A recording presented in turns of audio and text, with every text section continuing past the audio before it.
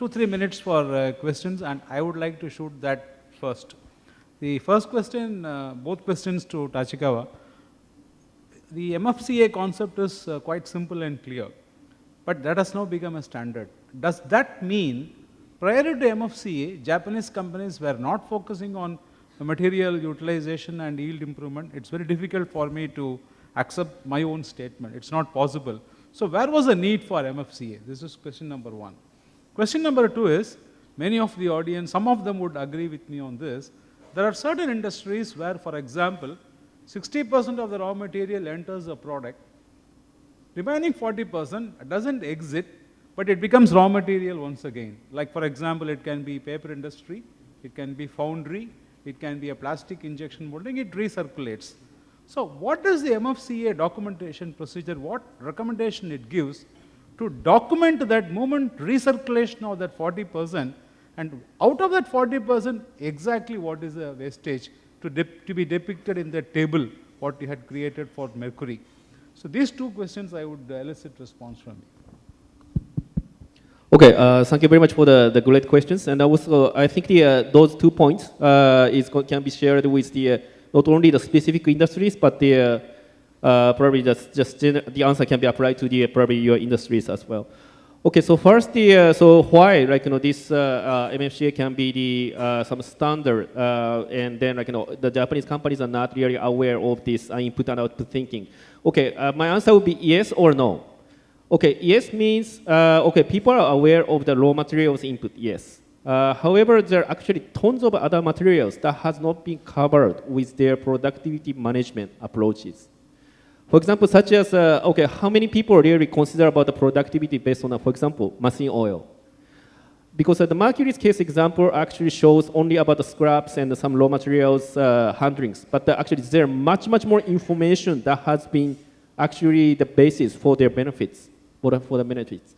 So when we say the input, it's not only the raw materials, but it's actually the other materials that has been input into your business processes. That's something that can be standardized and it can be applied to your better business performances. And second question is actually the recycling process, such as papers and, for example, like steel and some other industries. They are really recurring some materials is back into the main process. Okay, by definitions, those materials that's going into what we call probably the recycling process. That's actually what we call the loss. Because it doesn't really firsthand, it doesn't go to the customers. However, it's going back to the process, and eventually it may go to the products. However, the answer would be it carries some costs, the handling costs, and also that carries energy costs. So how many people are really calculating in detail, that cost in details? So the answer for this is, it depends on the industries. So we cannot say like one universal answers.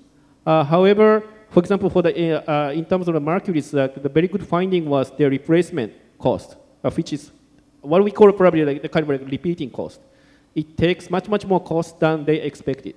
So my answer would be, we are not saying like, okay, don't recycle or don't recur your processes. But the answer is, how many people are really calculating the accurate cost for your recycling so that you can know how wasteful you are. Thank you. Two more questions. Yeah.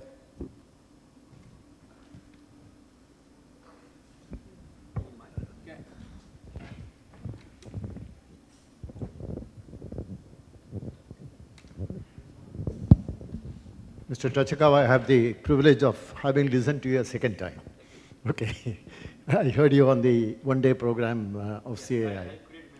Yeah. Now, I have only two remaining doubts of the 4 months after, I listened to you the first time. Okay. The point is well taken. I mean, material flow analysis, the cost involved in that, yes, there can't be much questioning of the concept. But how do we quantify that? In your breakup, you talk about the material cost, you talk about the system cost, you talk about the energy cost, and then the waste management cost. Now, waste management cost, yes, I think companies will have a proper system of identifying it. The energy cost, I suppose, can be tracked fairly well. But when it comes to system cost, will it suffer from all the disadvantages of the absorption costing that companies practice? In other words, will this cost of waste be overstated? Is there a danger that it is overstated? Okay. Because there is a lot of this allocated cost getting into that, because that system cost component you still have to define how you are going to define it.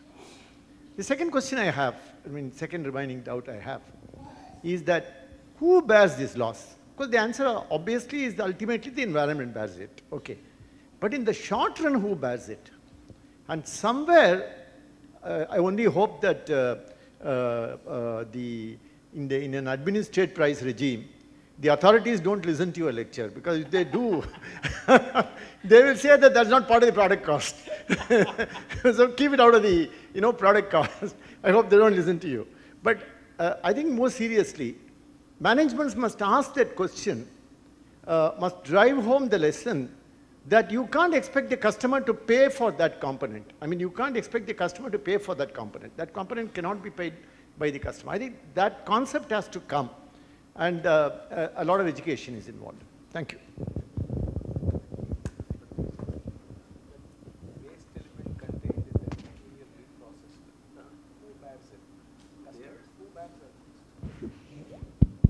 Okay. Okay. The first question is about the handling of the system cost, right? Okay. So first, please just remember that this is not a financial accounting methodology. It's more like an internal actually management, so that you can identify some losses that has not been fully identified. That's the first key concept. So ultimately speaking, as I said, there's three elements. One is actually the Kaizen concept, and the other one is actually environmental concept, and the third one is actually cost management concept. So the priority-wise, so which one is first? Of course, we try to save we try to increase your material performance. So which means the Kaizen is the first one. Okay. So in terms of the cost allocations, there are many, many different ways that you can define in terms of the system cost allocations. Okay. So you can discuss, or you can argue, okay, this is not the right way. Okay, that is fine, because this is not the rules. This is the way you can manage your industries in a better ways. So probably I can discuss with you this, if you have a more specific example later on, because I think that the cost categorization I didn't explain today. Okay. And the second question is, so who bears the cost about the replacement or recycling cost? Okay. That's also, I think, depends on the industries. Okay, industries. But at least, in case of, for example, Mercury's, when they receive something defective and they have to do some replacement, they have to actually dedicate their lots of resources only specifically to that replacement operations. So there is not only that cost directly, but there is always some opportunity cost involved, and there are some additional costs that can be potentially, you have to know, those costs are involved as well.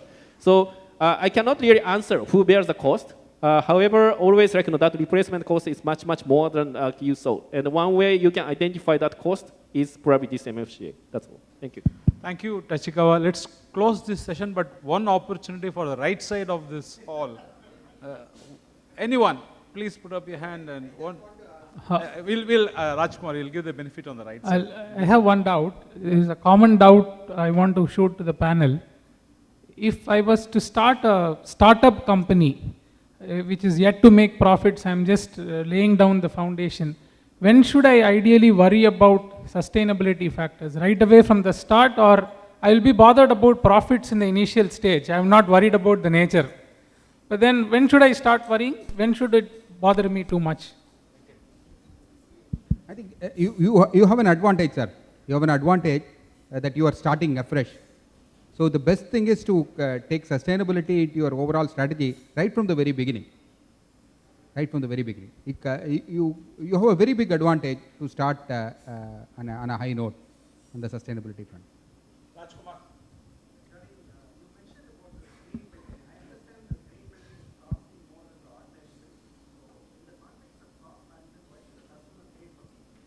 Okay. So the certification of the green building costs and other things. Of course, we can take the green core rating and other things, but go for green building, it costs higher than the normal buildings. So why should a customer pay for the additional green building costs? That's my question. Yeah. Good, very good question. This is one debate which has been going on for a long time. green buildings were expensive. Green buildings are not that expensive right now. When we constructed our building in the year 2003, we nearly spent about 20% more than what it would cost for a normal building. Right now, for a building of that greenness, a platinum rated green building of that nature, you need to spend somewhere around 1.5 to 2%. And if somebody does it judiciously and intelligently, even this 1.5% can be made zero. So the cost of materials have gone down because of economy of scale. We can look at how it can be made with the same cost with higher greenness.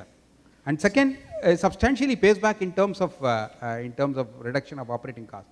When energy costs are lower by about 35 to 40%, water consumption is lower, the productivity of people working inside a green building is high.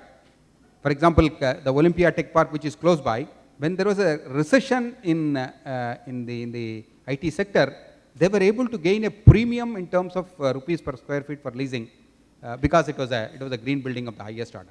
People working in green buildings, their productivity is higher. Thank you, Venkat. We'll stop here. More time, not sustainable. On behalf of all of you, I thank these two erudite scholars. Please give them a big hand.